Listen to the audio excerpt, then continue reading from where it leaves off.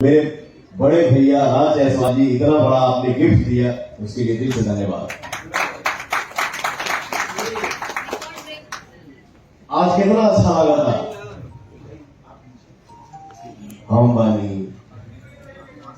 अब एक नाम ले तो भोर हो जाएगी।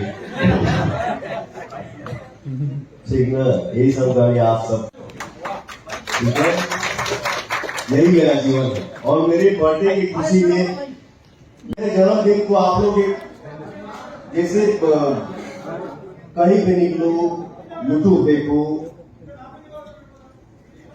हमारे जितने मित्र हैं जो साथ में रहते हैं, मेरे भाई ये सब बोलते हैं भैया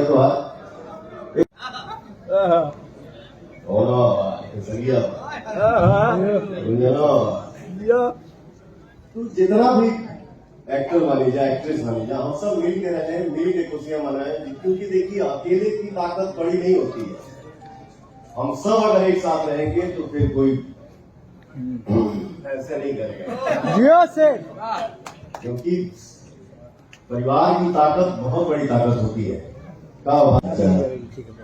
बहन भी है, मौसी भी है, चाची भी है, सेठ भी है, संभावना सेठ जी, मनीषा रानी जी है, बाकी हेगड़े जी है। देखो हम क्लियर देख नहीं पाता, वैसे भी हमारे दूर में थोड़ा आउट फोकस हो गया। आप सबको धन्यवाद जो आप लोग इस खुशी में आए।